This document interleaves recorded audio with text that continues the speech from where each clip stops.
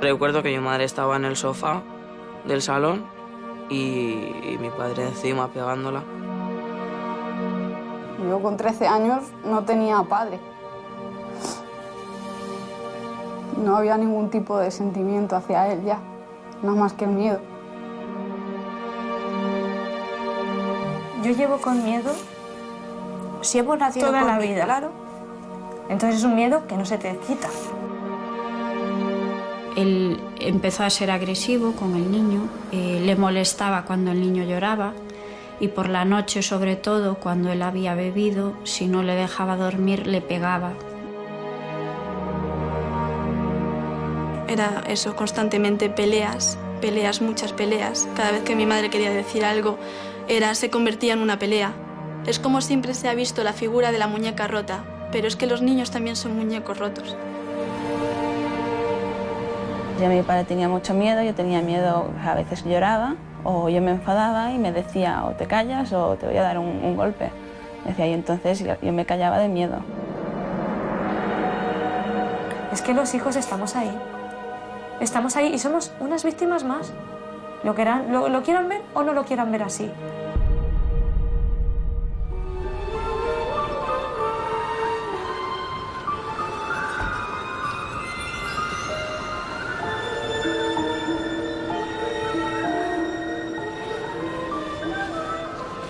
Se estima que en España en el último año al menos 840.000 niños y niñas han estado expuestos a la violencia de género sufrida por sus madres. Suponen más del 10% de los menores residentes en nuestro país, pero estas cifras son cálculos aproximativos porque ni en las estadísticas ni en los informes sobre violencia de género aparecen los menores. Son las víctimas invisibles. El 70% de las mujeres que sufre violencia machista tiene una media de 2 hijos y los estudios confirman que antes o después esos menores sufren directamente situaciones de violencia física o psicológica. Convivir con el miedo es una situación límite que tiene un alto precio para un niño o una niña cuya personalidad está en pleno desarrollo. Mamá, solo quiero ser un niño. No quiero tener miedo en casa. Dormir tranquila, sin escuchar gritos ni golpes. Cateo porque no puedo estudiar. Los expertos aseguran que cuando una mujer sufre violencia de género y es madre, en su casa hay más de una víctima y que son precisamente los hijos de esa mujer los que viven en una mayor indefensión. Los menores no pueden escapar de la violencia, no pueden pedir ayuda, no pueden rebelarse, no pueden enfrentarse al violento. Solo pueden esperar a que lo hagan sus madres, que en muchas ocasiones no están en condiciones de reaccionar y tomar las riendas de su vida.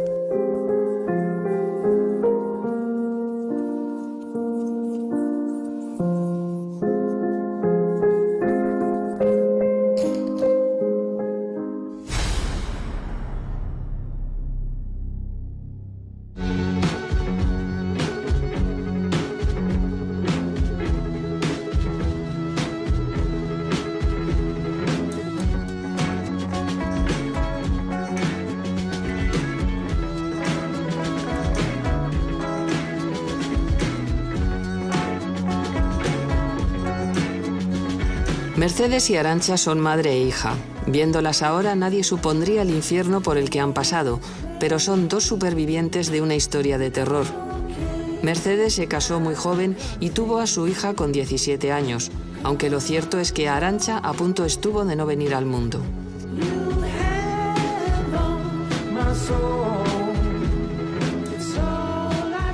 La primera situación más violenta fue en la luna de miel. Estaba embarazada de Arantxa y me pegó una paliza. Tuvimos que volver de la luna de miel porque tuve una amenaza de aborto. Y así constantemente, luego ya fue un ir y venir. Durante 16 años sufrió el maltrato físico y psicológico de su marido, un maltrato que luego se hizo extensivo a Arantxa y a los 2 hijos que el matrimonio tuvo después. Claro que le quería, era mi padre. Pero llegó un momento que ya no era querer, era miedo. A mí solo me quería para utilizarme en contra de mi madre. Yo sentimiento de querer no recuerdo. Yo con 13 años no tenía padre. No había ningún tipo de sentimiento hacia él ya, nada más que el miedo. Al principio él como que lo basaba todo en la violencia física, pero luego poco a poco dejó de ejercer esa violencia física y era más psicológica. Y al final lo que no te das cuenta es que tú se está quedando con tu autoestima y la autoestima de tus hijos, que es que se la está quitando a ellos también. Pero como tú estás tan encerrada en esa situación, no lo percibes de esa manera. Te piensas que ellos no tienen tanto daño. Esa figura paterna con él no ha existido jamás. Y a lo mejor ya el daño que me pudiera provocar a mí me daba un poco igual, pero el que hiciera a mi madre y a mis hermanos fue lo que me hizo dejar de hablarle. No sé, a lo mejor protegerles a ellos en mi pequeña manera, porque no podía hacer otra cosa. Arantxa la machacaba mucho con que no era su hija. Era constante, cada 2 por 3 la estaba diciendo: tú no eres hija mía, tú eres hija de otra persona. Porque soy muy morena como mi madre, por eso ya no era su hija. La complicada situación de la familia se hizo insostenible cuando Arantxa, ya una adolescente, se enteró de que su madre estaba de nuevo embarazada. Supe ya que algo no iba bien. Es más, creo que hasta dejé de hablarle a ella, no lo recuerdo bien, porque la dije que por qué metía a otro bebé más, por qué nos hacía eso. Que la culpa sé que no era suya, pero que por qué tenía que aguantar otra persona más lo que nosotros aguantábamos. Y ya cuando vi que embarazadísima la agarraba de los pelos y la bajaba hasta el suelo, dije: yo con esta persona no quiero estar. Y fue cuando dejé de hablarla, cuando tenía 13 años.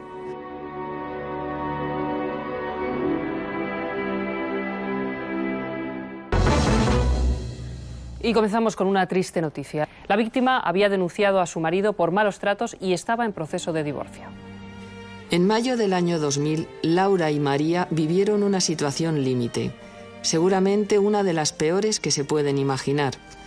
Presenciaron cómo su padre mataba a su madre mientras ellas intentaban impedirlo en el rellano de la escalera de su casa. A pesar de sus gritos de socorro, nadie salió a ayudarlas. Y claro, como tenía el cuchillo además, me daba mucho miedo acercarme, pero intentándole apartar de mi madre. Es que nos enzarzamos ahí y no nos hicimos con él. O sea, no nos hicimos con él. Éramos tres y no pudimos con él. Y ya cuando nos caímos, pues sí, la empezó a pegar patadas en la cara todo el rato, hasta que mi madre consiguió echarse un poco hacia atrás, porque encima estaba yo encima de ella y no la dejaba casi moverse. Y según se incorporó un poquito, la empezó a apuñalar. Y encima la estaba insultando. Todo el rato gritando la hija de puta, según la apuñalaba. Laura y María se propusieron borrar de sus recuerdos la imagen del asesino. A él le condenaron a 27 años de cárcel, pero a partir del 8º empezó a disfrutar de permisos penitenciarios, por lo que ellas viven con el temor de que en cualquier momento reaparezca. La terrible historia de estas dos hermanas y su madre, cruelmente asesinada por su marido, había empezado mucho tiempo atrás. Durante años, el padre las controló, atemorizó y amenazó a las tres. La convivencia era muy difícil, muy tensa. Sí, yo la definiría como eso, como una continua tensión de a ver cómo viene, a ver qué nos dice, a ver por dónde nos sale y sobre todo como que tienes siempre el temor de que va a hacer algo, pero siempre tienes un poco la esperanza de que no lo va a hacer. Hasta que finalmente sí que lo hizo, claro. Es que no hay nada que a un maltratador le valga. Cuando quiere tener una pelea, la va a tener. La va a tener porque la busca constantemente y va a buscar cualquier pretexto, le va a servir para que desencadene en una discusión o en una paliza. La violencia que ejercía con nosotras era sobre todo psicológica, porque tú ya le conoces y vas viendo hasta qué punto puedes llegar. Entonces no te vas a exponer a superar ese límite.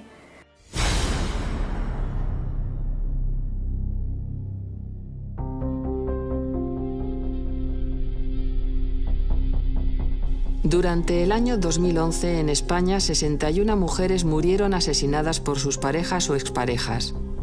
El Observatorio Estatal de Violencia sobre la Mujer ofrece otro dato muy significativo.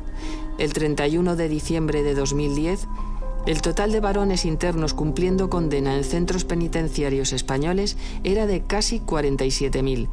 De ellos, más del 10% lo hacía por delitos cometidos por violencia de género.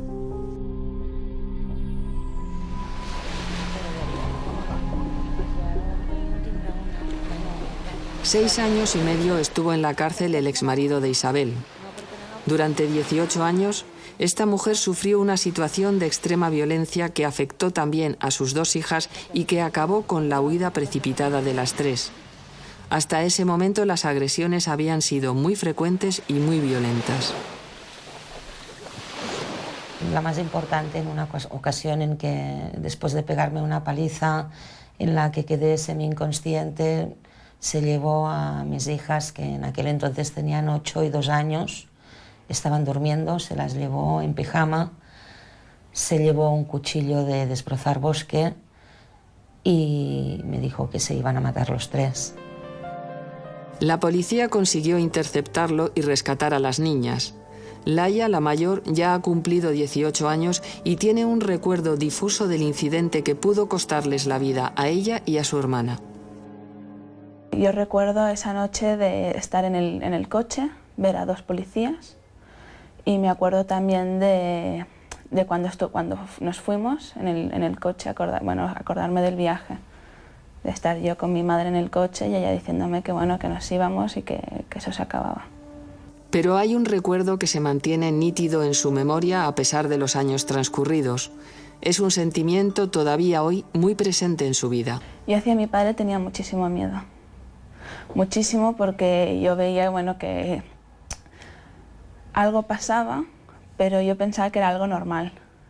O sea, yo no decía nada porque yo pensaba que era algo totalmente normal lo que pasaba en mi casa. Nunca he ido tranquila por la calle, nunca. Siempre he estado pensando, ¿y si me lo encuentro en la próxima esquina? ¿Y si está detrás de mí? ¿Y si me sale de vete a saber dónde? En el primer juicio ya se estableció que debía de haber unas órdenes de alejamiento hacia mis hijas y hacia mí. Esta orden fue quebrantada en un par de ocasiones, con lo cual pues él cumplió 1 año más de cárcel, en total fueron casi 7 años. Me dice que mañana sea como Ahora los temidos acercamientos se producen a través de las redes sociales, por las que su padre intenta contactar con Laia. Pues no quiero que venga. ¿Qué te dice aquí? Pues me dice que que mañana sea como sea, vendrá a felicitarme por mi cumpleaños. Y yo pues no quiero que venga. Pues otra denuncia más, ¿no? Sí.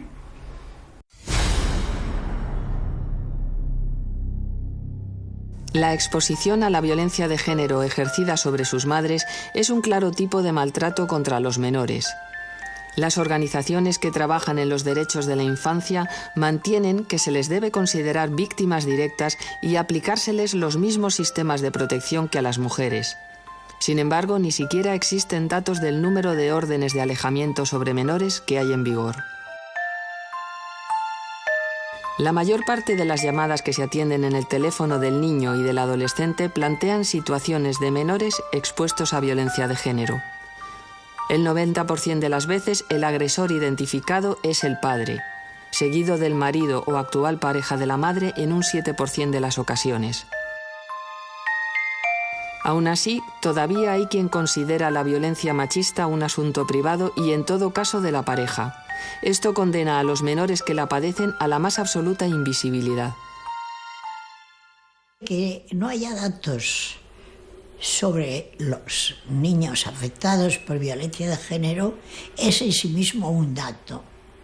Es en sí mismo un dato de la poca importancia que se da a estos niños que padecen una situación 10 veces mayor que sus madres. Es una punta del iceberg, sigue siendo una punta del iceberg, y desde luego el que no se valore como daño la violencia psicológica sufrida por los menores sigue incrementando la cifra negra de la violencia de género. Quizás hayamos enfocado todo nuestro esfuerzo solo en salvar a estas mujeres que sufren sin sentido en un Estado social y democrático como el nuestro, y por focalizar toda esa atención, por poner toda la atención en las mujeres, quizás en un primer momento no hayamos observado que hay una víctima todavía más vulnerable, insisto, más vulnerable, los menores. El hecho de que un maltratador maltrate a su pareja y no a sus hijos no significa que los hijos no están inmersos en un ambiente de maltrato y que están viviendo el maltrato, porque el cordón umbilical existe.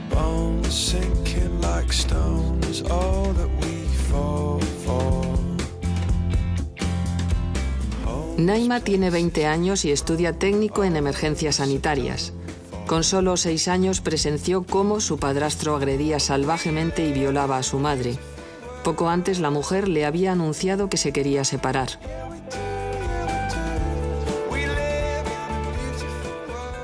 Mi madre no lo sabe, que lo vi, pero escuché gritos y me levanté, era de noche, y lo vi.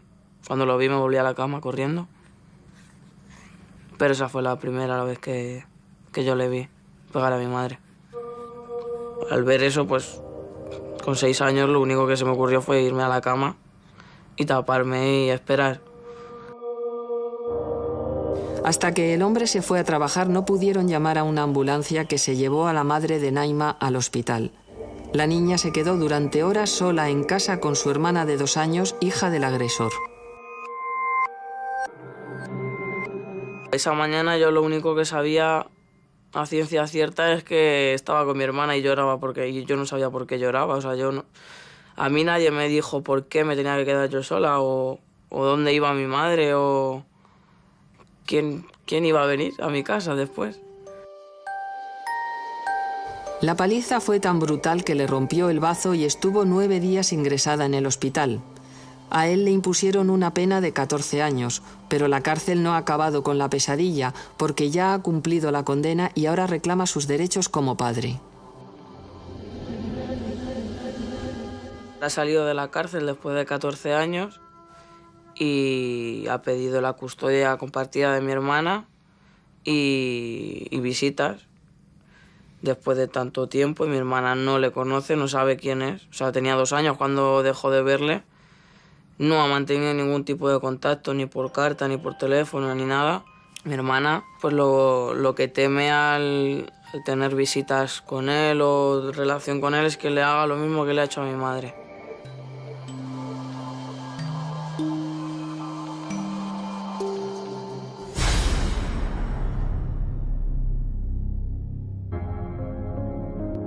Los juzgados de violencia sobre la mujer son los que determinan las medidas civiles relacionadas con la guarda y custodia, que asigna a quien se hará cargo del cuidado y asistencia diaria de los menores, así como del régimen de visitas de los hijos con el otro progenitor. Se trata de un tema controvertido en el que hay opiniones y sensibilidades muy diferentes. Hemos estudiado un número importante de sentencias de audiencias provinciales de revisión de recursos sobre guarda y custodia y sobre régimen de visitas, y hemos comprobado con mucha sorpresa y con preocupación que la variable de la violencia de género no se tiene en cuenta, o al menos no aparece reflejada de manera expresa en la motivación de las decisiones judiciales. Si esa persona que ha podido cometer un delito de maltrato le quedan restos de sensibilidad, de humanidad, lógicamente será hacia sus hijos, hacia los que deba mostrarlos, ¿no? Entonces, ¿por qué no? poder facilitar esa relación en la medida de lo posible. Las resoluciones que concreten, que doten de contenido el interés superior del menor tienen que huir de prejuicios preconcebidos, como pueden ser el hecho de que es un beneficio en todos los casos el que el menor, la menor, cuenten con su padre y con su madre. Esto es así siempre que el modelo de relación familiar sea un modelo respetuoso con los valores constitucionales. En cualquier caso, hay que tener en cuenta que es el único padre que tienen esos niños. Entonces, por una condena de maltrato, le haría yo la pregunta al revés, por una condena de maltrato, hay que cortar inmediatamente la posibilidad de que ese condenado pueda relacionarse con sus hijos. Los jueces utilizan y se apoyan en los informes que hacen una valoración forense y pericial de las mujeres y de los menores. Los responsables de elaborarlos son los equipos psicosociales de los juzgados de violencia sobre la mujer, que están formados por un médico forense, un psicólogo forense y un trabajador social. Aunque no son vinculantes, son tenidos muy en cuenta por los magistrados a la hora de determinar la custodia o establecer el régimen de visitas. Una sentencia de maltrato habla de hechos que han ocurrido entre dos personas, entre la pareja. Hay que ver si eso implica medidas para con los hijos de esa pareja, de ese grupo familiar o no, ¿vale? Puede quedar probado los malos tratos y que no necesariamente haya que suspender la guarda y custodia de ese menor o las visitas. A mí me parece que son términos antagónicos. Es decir, si una persona está ejerciendo violencia sobre su mujer, difícilmente puede tener condiciones favorables para pensar en los hijos como el mejor proyecto. Si se fijan unas visitas determinadas de un menor, si en este caso es con su padre, con un supuesto maltratador, es porque se está considerando que eso es lo mejor para ese menor, porque no hay ningún otro interés en cualquier medida que se decida para ese niño. En general, cuando miramos al sistema judicial con una mirada de derechos de infancia y atendiendo a dónde está en medio de un procedimiento judicial el niño o la niña, estamos comprobando que prevalece casi siempre el interés de los adultos y los derechos de los adultos. Sonia no es un nombre real, pero prefiere mantener oculta su identidad. La razón es la de siempre, el miedo. Sonia es la mayor de 3 hermanos. Cuando ella tenía 10 años, salieron huyendo de su casa junto a su madre e ingresaron en un centro de acogida para mujeres maltratadas. El juez dictaminó que los 3 hijos tuvieran visitas con su padre. Un niño nunca tendría que pasar por esto, porque ya está de sobra demostrado, porque se lo ha visto, que se lo ha hecho a una persona que es tu madre, que la ha maltratado. Entonces ya está demostrado que esa persona no es buena. ¿Por qué tenemos que demostrar también que es mala para los niños cuando se va a ver? ¿Por qué tenemos que pasar por esto? Las visitas duraron 2 años que ella recuerda como una auténtica pesadilla durante la que llegó a enfermar. Yo tenía 12 años cuando decidí que ya no podía más. Entonces me dijeron que como tenía esa edad que podía hablar con un juez y con unos psicólogos, pero siempre me decían que eso era muy difícil, quitarle las visitas a un padre no es fácil. Los menores no están protegidos en los casos de violencia de género porque mi madre salió y estuvo protegida, pero luego mi madre tuvo que dar lo que más quería a una persona maltratadora y nosotros cuando en el punto de encuentro teníamos que ir con él, era como estar desprotegidos. Los puntos de encuentro se crearon como un recurso social de apoyo a los juzgados para facilitar las relaciones paterno-filiales en los casos de separaciones conflictivas. Pueden estar gestionados por las administraciones públicas o por entidades privadas, como es el caso de este, situado en Madrid. En general los niños vienen de buen grado. Es cierto que hay algunas situaciones difíciles que, sobre todo en las primeras intervenciones o el primer intercambio, la primera visita, son situaciones más difíciles y que ahí se requiere un cierto apoyo más de los profesionales. En el punto de encuentro se pueden realizar las visitas tuteladas, aquellas en las que un profesional tiene que estar presente, o el simple intercambio o entrega del menor. Las situaciones más delicadas se producen cuando existe una orden de alejamiento de un progenitor respecto a otro. Cuando se atiende un caso con una medida judicial de orden de alejamiento en el punto de encuentro, el progenitor sobre el que pesa la orden de alejamiento acude al centro con 15 minutos de antelación antes de que se produzca el intercambio o la hora de la visita. Cuando la persona con orden de alejamiento ya se encuentra en las dependencias del centro, procedemos a ponernos en contacto con la persona que tiene la orden de protección. Tendrá unos 15 minutos de margen para acceder al centro y cuando acuda con los menores pasará a esta sala, donde se despedirá y uno de los compañeros procederá a realizar el intercambio. La persona que tiene la orden de protección saldrá primeramente del centro para dar un margen a que pueda alejarse y la persona que tiene la orden de alejamiento saldrá siempre 15 minutos después, facilitando el que no haya un encuentro y cumpliendo así el protocolo de orden de alejamiento. Algún día después de Semana Santa íbamos al congreso con las agendas, con los niños, todo como estaba previsto. Sin embargo, la mirada de expertos y usuarios no siempre es tan favorable respecto a estos encuentros. Asociaciones de defensa de los niños insisten en el derecho de los menores a ser escuchados y temen que, utilizando estas visitas, el maltratador mantenga el control sobre la mujer a través de los hijos. Es muy importante tener en cuenta la opinión del niño. Eso está claro y el juez o quien tome una decisión que le afecte en el sentido del régimen de visitas que se imponga a un niño tiene que tener en cuenta si ese niño muestra un rechazo a estar con alguno de sus progenitores. Eso no puede ser, ningún juez puede ser indiferente a eso. Lo habitual es que la violencia hacia la mujer se perpetúe a través de la violencia a los hijos cuando se pierde la posibilidad de ejercerla directamente sobre la mujer.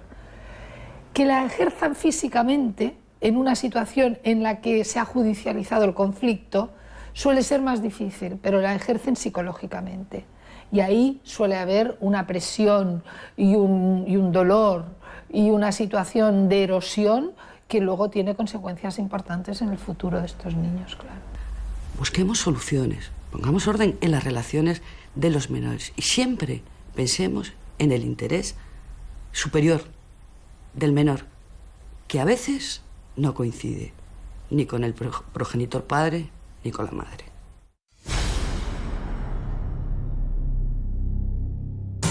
Un hombre ha matado esta madrugada a su mujer y a su hijo de 16 años y luego se ha suicidado.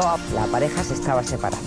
Un hombre de 36 años se ha entregado a la policía y ha confesado haber matado a su pareja de 46 y al hijo de ella de... El crimen se conoció el miércoles cuando la hija de la víctima, una niña de 9 años, encontró el cuerpo al volver del colegio.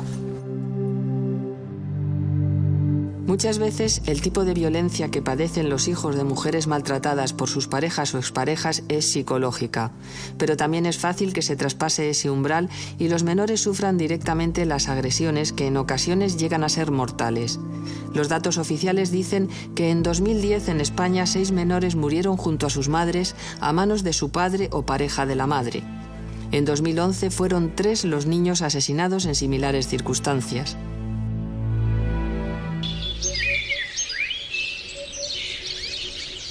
En el Hospital Niño Jesús de Madrid funciona desde el año 2005 una comisión clínica de violencia destinada a la formación de profesionales y sobre todo a la detección del maltrato físico infantil. Lo más frecuente que vemos en el hospital es el maltrato físico, sobre todo en urgencias y a veces también en la unidad de cuidados intensivos. Sin embargo, hay otros tipos de maltratos que también son bastante frecuentes, pero que es más difícil de detectar, como es el maltrato psicológico. Cuando llega el niño a urgencias, lo valoramos y ante la sospecha, riesgo o certeza de maltrato se inicia lo que es un abordaje común, se avisa a la trabajadora social del hospital, se notifica y después se intenta ver si ese niño, se ve si en caso de que vuelva a su casa o a su hogar, puede garantizar las condiciones de seguridad. Estela tiene una niña de pocos meses. Es su segundo hijo, pero está disfrutando de la maternidad como si fuera la primera vez, porque al primogénito lo tuvo en unas condiciones dramáticas en las que su prioridad era sobrevivir. Hace 9 años, Estela se encontraba en Australia con su marido, un profesor de español con el que se había trasladado desde Cangas de Morrazo en Pontevedra. Al principio fue el control, luego la anulación progresiva y la intimidación para dar paso a la violencia física que se acentuó con la noticia de su embarazo. Cuando estaba embarazada de 7 meses, una noche fuimos a tomar algo y luego me vino todo el camino acusando, ¿no?, de que había estado mirando a algún chico, bueno, lo de siempre, ¿no? Y abrió la puerta, me tiró al suelo y me fue dando patadas desde la puerta hasta la sala, que estaba al otro extremo de la casa, contra los muebles, el sofá y la mesa. Yo recuerdo que me desperté en una camilla en el hospital y lo primero que vi fue a él y me dijo que por mi culpa iba a matar a nuestro hijo, o sea, todo lo contrario a lo que había sido. Me llevó para casa y al llegar casi a casa me empujó del coche, me dejó en la acera tirada. Pero fue al nacer su hijo cuando Estela comprobó que su vida había tocado fondo y que ya no era ella la única víctima. Durante 1 año y medio, el pequeño también fue objeto de las iras de su padre. Empezó a portarse mal con el niño. Yo hasta ese momento no veía tanto el daño que me estaba haciendo, pero cuando lo vi en tercera persona fue como ver una película. Entonces me di cuenta realmente de que nuestras vidas, la mía y la de mi hijo, corrían peligro y que era muy malo, o sea, que era una mala persona, que era como tener al enemigo en casa. Si no le dejaba dormir, le pegaba. Le daba azotes por todo el cuerpo hasta que le dejaba el cuerpo rojo. Yo la primera vez que sucedió eso me di cuenta de que tenía que acabar esa situación porque él lo veía a un niño indefenso y que no se merecía eso. Alguna vez que yo le decía algo, ¿no?, pues no me parece bien esto o tal, entonces él cogía al niño muy fuerte y me amenazaba, ¿no?, con quitármelo. Entonces, si yo seguía hablando, él apretaba todavía más al niño. Entonces, como yo no quería que le hiciera daño, me callaba. Con la ayuda de una amiga, Estela y su hijo salieron huyendo de Australia. Volvieron a España e ingresaron en un centro de acogida. Hoy el niño tiene 8 años y es feliz. Salió lo suficientemente pronto como para no tener recuerdos de la situación de violencia en la que vivió los primeros meses de su vida.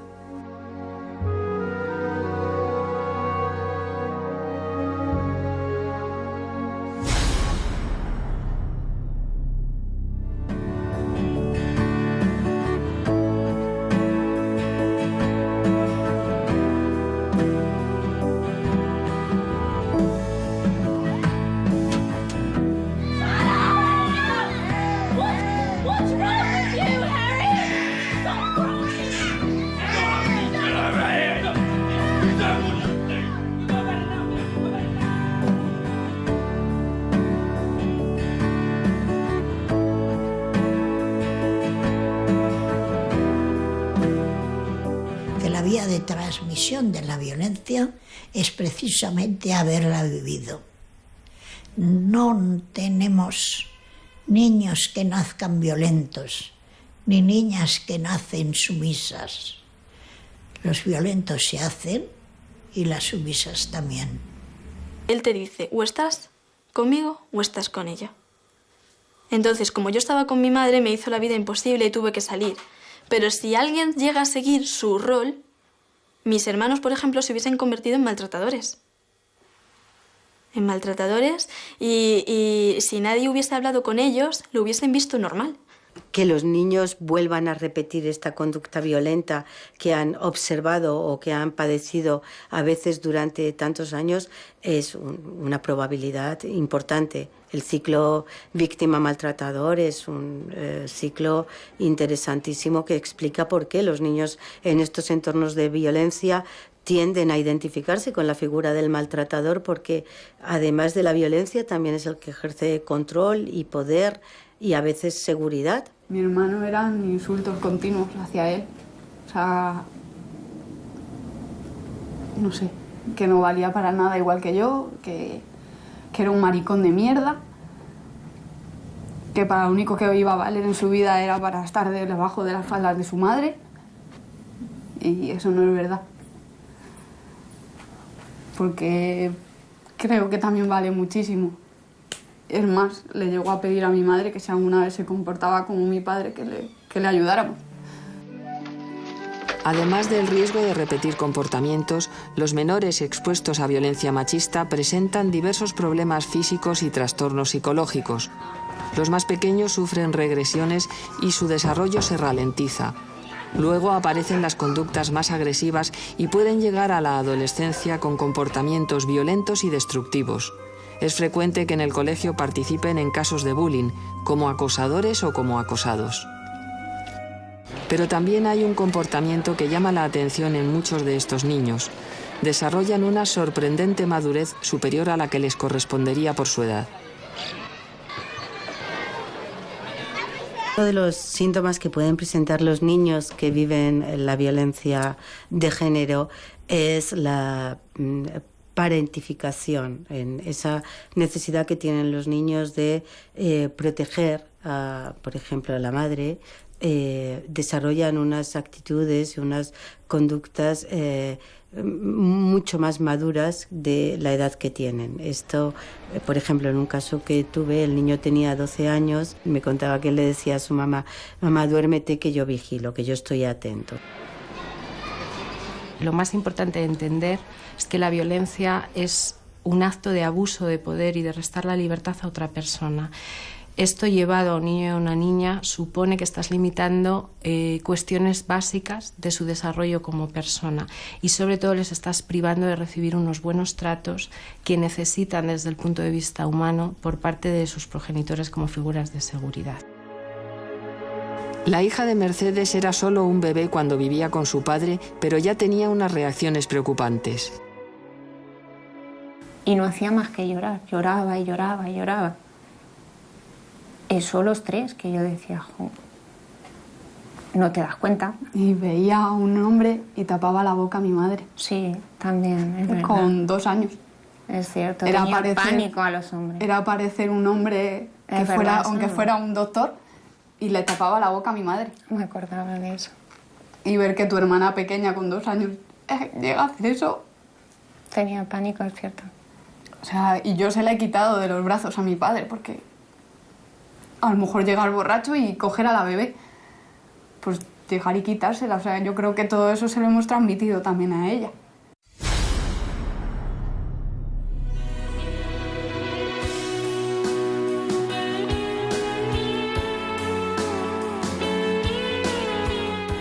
Inevitablemente, el destino de los menores de edad expuestos a violencia de género está vinculado al de sus madres.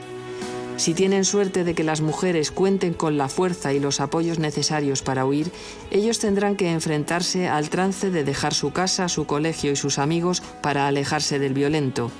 Pero si no es así, seguirán condenados a vivir en el terror. Tras un nuevo episodio de violencia en el que tuvo que intervenir la policía, Mercedes y sus 3 hijos huyeron de su casa sin volver la vista atrás e ingresaron en un centro de acogida para mujeres maltratadas. Fue muy duro. Salir de casa fue muy duro porque tienes que dejar a toda tu familia, a todos tus amigos, no decir dónde estás y sentirte culpable tú de algo que tú no has hecho. Y sin embargo ese sentimiento de culpa me ha durado muchos años. Y salir sin nada, porque salimos con la ropa puesta, como si fuéramos meros ladrones o... no sé. Es una sensación muy dura. Muy dolorosa. Es que ni siquiera los biberones del bebé. Los niños cuando llegan al centro suelen reproducir la conducta y el comportamiento que observan en sus madres. Si una madre llega con una actitud de seguridad, de tranquilidad, con la expectativa de un cambio, eso enseguida se le nota a los niños. Ellas vienen nerviosas y con ansiedad, los niños y las niñas lo suelen manifestar. Aun con todo y con eso, normalmente son los que primero se adaptan porque perciben que hacen un traslado de un entorno de riesgo a un entorno de seguridad, y eso es lo más importante para ellos.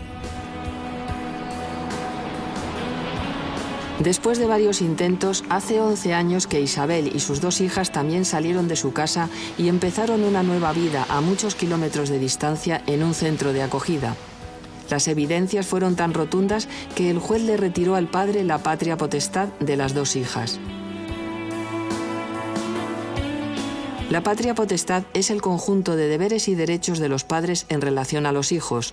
Se ejerce por ambos progenitores y solo en casos extremos se le retira a uno de ellos. Es independiente de la guarda y custodia, que se refiere al cuidado diario de los menores. Pues la suerte de mis hijas ha sido que no han tenido visitas obligatorias con el maltratador, porque esto es un maltrato que sigue a los niños después de la separación. O sea, cualquier padre maltratador no es un padre, es el peor referente para ellos, y además ellos lo recuerdan perfectamente. No entiendo cómo ningún juez puede obligar a hijos de maltratadores a ir a unas visitas, aunque sea bajo vigilancia. Y más por eso, porque un padre que tiene que ser vigilado no puede ser un padre, no puede ser un referente. En el centro lo que hacíamos sí que jugábamos, pero a veces sí que nos daba por sentarnos y contarnos las historias de cada uno, y era como si hiciésemos terapia nosotros solos. Porque, bueno, uno te contaba lo que le había pasado a él, la otra también te contaba, pues a mí me ha pasado esto, y entre nosotros hablábamos y era una forma de apoyarnos entre nosotros. Pero la historia no ha terminado y el miedo continúa, porque además de saltarse las órdenes de alejamiento a través de las redes sociales, el exmarido de Isabel sabe dónde viven. Yo la última vez fue el año pasado, todavía estaba en vigor la orden de alejamiento que ahora ya no tenemos. Bajaba yo con mis muletas porque tenía una lesión y me lo encontré en la puerta de la calle. Yo quiero pensar de que podría hacer algo, de que podría llamar o lo que fuese, pero yo sé que me quedaría paralizada. Me quedaría paralizada del miedo y no sabría cómo actuar. Cuando la madre de Naima pudo salir del hospital después de la tremenda paliza que le dio su marido, volvió precipitadamente a su casa para recoger algunas cosas, las imprescindibles, y junto a sus 2 hijas también huyó. Cogimos 4 o 5 cosas, 4 trapos, 2 muñecos, y nos fuimos corriendo al centro. Sin mirar atrás, eso, nos dejamos un montón de cosas, perdimos todo. Yo pues perdí muchísimas cosas allí. Y te vas de sopetón de un día para otro, luego el cambio de llegar al centro, no conocer a nadie. Hasta ahora que ha salido de la cárcel hemos tenido una vida tranquila, pero ahora que ha salido de la cárcel y ha dado señales de vida pidiendo custodia y visitas y esto, pues la situación se pone un poco tensa, empiezas a tener un poco de miedo, a mirar a tus espaldas. Mi hermana ahora está nerviosa, intranquila, o sea, no quiere saber nada de su padre, tiene miedo a encontrársele por ahí, se monta sus paranoias en la cabeza y está muy intranquila. Y también está nerviosa porque tendrán el juicio de a ver si le dan la custodia o no le dan la custodia. Y tampoco de momento a ella nadie le ha preguntado si quiere ver a su padre o no quiere verle, o si quiere saber algo de él o no saber nada.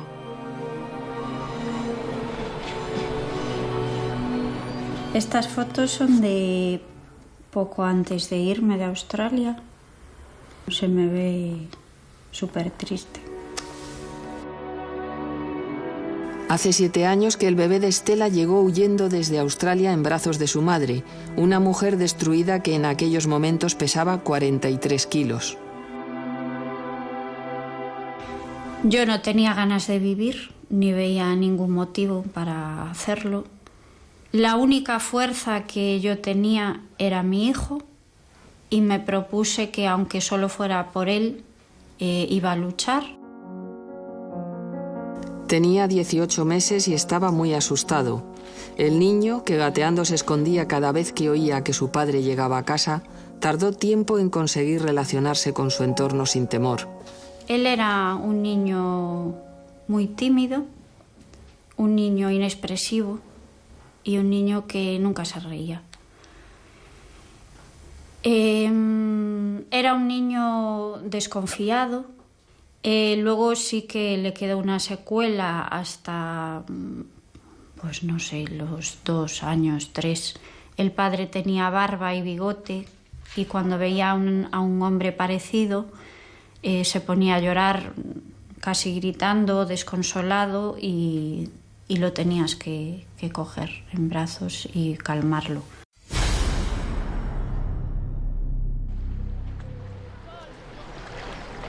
El exmarido de Estela ha muerto y ella ha vuelto a Vigo y ha rehecho su vida. Conocía a Fran desde el instituto y cuando se reencontraron a su vuelta de Australia decidieron iniciar una relación cuyo fruto es una niña de pocos meses. Ahora por fin ella y su hijo, que ya tiene 8 años, han encontrado la tranquilidad de vivir en una familia normalizada.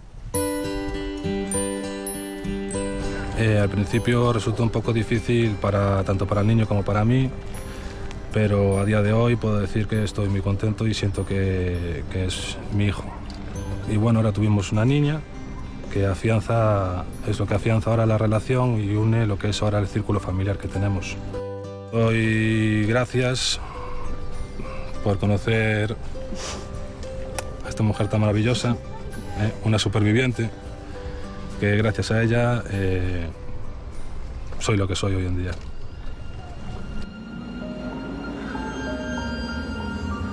El miedo es lo que más tiempo permanece. Todas las víctimas quedan marcadas y solo con la muerte del maltratador ese temor desaparece definitivamente. Es lo que le ha pasado a Estela y también a Arantxa, que fue quien conoció y tuvo que comunicar el fallecimiento de su padre. Es que llamé a mi madre y le dije, mamá, o sea, nos ha pasado lo mejor que podía pasar en esta vida y es su muerte. Sé que es muy feo lo que estoy diciendo, que es mi padre y que no debería desearle el mal a nadie, pero soy feliz porque no está. Claro, no puedes decir vivo aquí o vivo allí o... Estás escondido, no lo saben nada más que los abuelos, hermanos y poco más.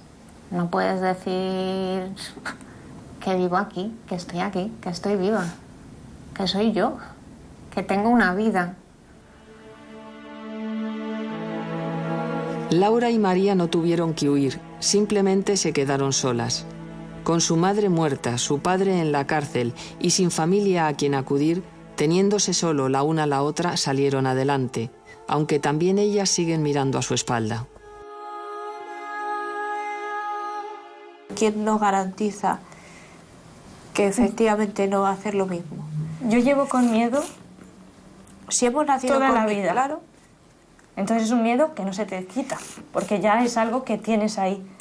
Porque incluso hasta para otros términos de protección está contemplado para la pareja, pero no para los hijos.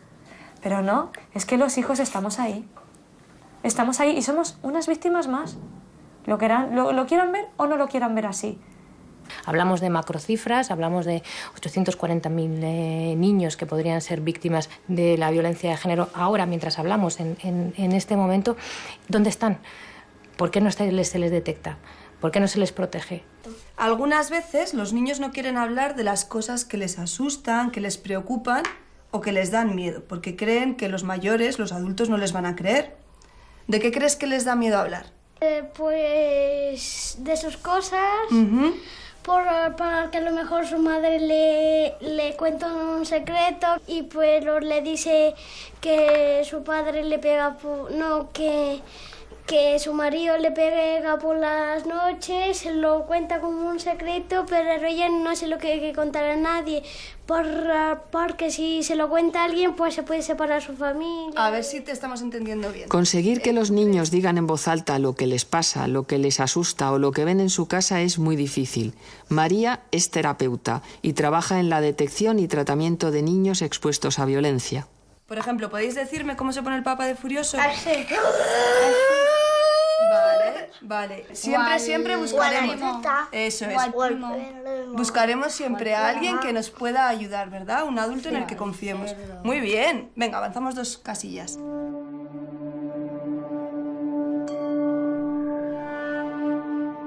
Otra forma en que los pequeños, incapaces de verbalizar su situación, suelen expresar el miedo, la rabia y la inseguridad en la que viven es a través de los dibujos, un sistema muy eficaz para detectar una realidad oculta.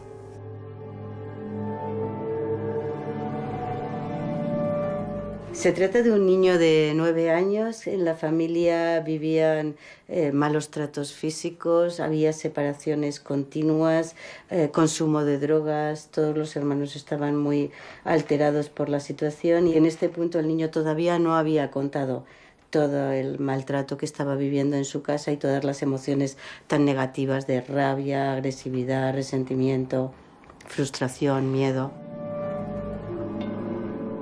En la recuperación de los menores sometidos a violencia de género tienen mucho que ver el tiempo y la intensidad del maltrato sufrido, los apoyos con los que cuente la víctima y la ayuda psicológica. Afectados y especialistas coinciden en que la evolución es muy diferente si la reciben o no.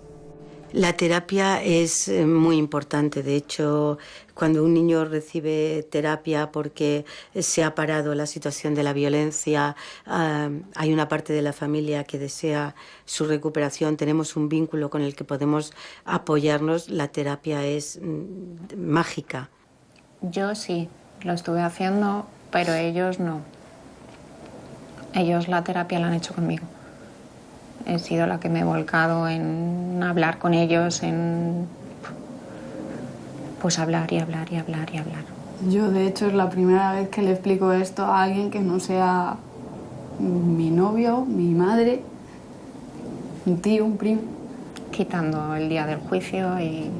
Nunca he hablado de esto con nadie. Porque no es fácil hablarlo tampoco, o por lo menos para mí.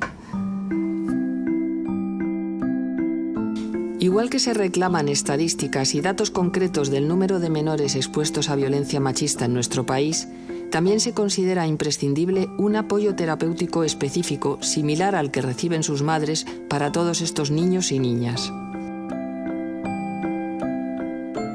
Nadie le pregunta cómo te sientes, ni qué es lo que has visto realmente, ni qué te gustaría que hubiese pasado o lo que no hubiese pasado. Un apoyo psicológico al niño, yo creo que debería centrarse más en eso. Cuando la violencia de género está en una casa y hay hijos y hay que tomar medidas, a los hijos se les tiene que explicar lo que está ocurriendo. Tienen que saber lo que ocurre y que esto no es normal. Y si necesitan terapias, pues hay que hacer las terapias. Lo que no se puede hacer es esconder a los niños esta barbaridad. Hice terapia, también tenía mi psicóloga y luego también, bueno, nos hicieron hacer un curso ahí en el centro, pues enseñándonos que, bueno, todo se podía solucionar con la palabra y de que lo que yo había vivido hasta entonces no era normal. Yo no me veía capacitada para hacer una vida normal, entonces opté por irme al centro. Yo sabía que necesitaba mucha ayuda psicológica, tenía que reconstruirme a mí misma y volver a encontrarme. María y Laura tuvieron que trabajar muy duro para superar la imagen de su padre matando a su madre ante sus miradas impotentes. Cuando pasó lo de mi madre, pues a continuación nos metieron en terapia psicológica y tuvimos que estar incluso yendo varias sesiones por semana. Aparte ya del suceso en sí, porque claro, nosotras veníamos sufriendo una situación de tensión desde pequeñas. Entonces, claro, por un lado tenías el alivio de que no le íbamos a volver a ver, pero claro, tenías la pena de que habías perdido a tu madre. Y encima en esas circunstancias, porque si hubiera sido otra forma...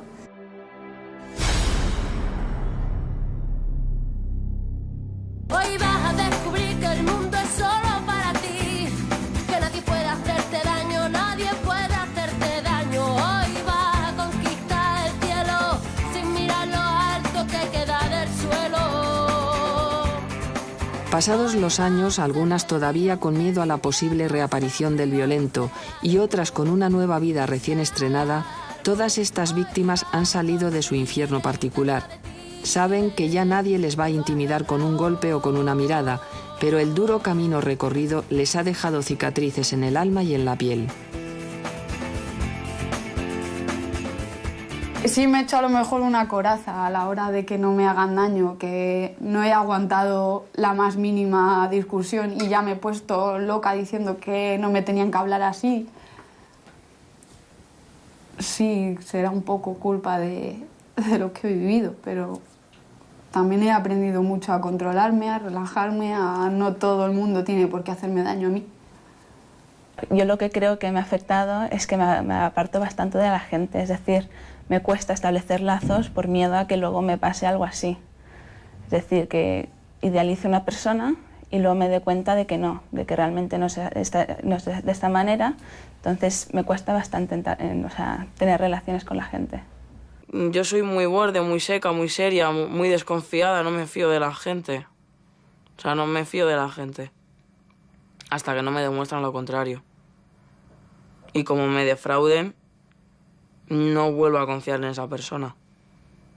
Siempre lo vas a tener, es algo que no puedes olvidar nunca, porque si no, corres el riesgo de otra vez, tú pasar otra vez por ese paso. Entonces yo creo que nunca se tendría que olvidar, pero sí aprender a vivir con ello, aprender a manejarte, aprender a seguir para adelante y llevarlo lo mejor posible. Precisamente que el pasado condicione lo menos posible su futuro es el objetivo final de todas ellas.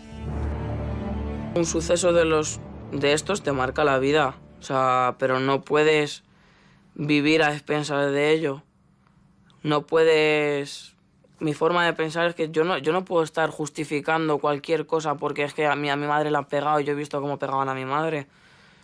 O porque he vivido fuera de mi casa, o sea, no he tenido una casa, un domicilio, una familia estable. Efectivamente, mi madre no hubiera consentido el que hubiéramos acabado hundidas, porque ella no se lo merece y es eso, nos ha preparado muy bien y no se lo... Yo, vamos, no me gustaría fallarle. Ya por ella.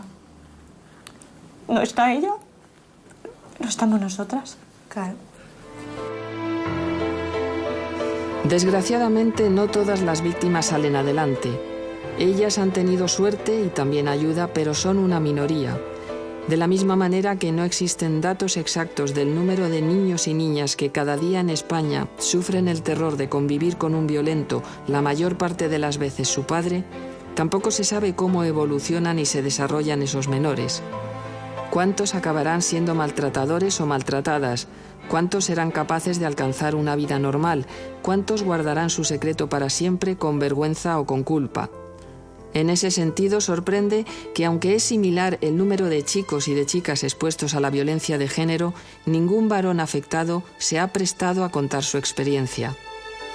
Lo que es seguro es que unos y otras, el resto de sus vidas seguirán preguntándose por qué precisamente quien más debería haberlos querido y protegido fue quien les robó la infancia.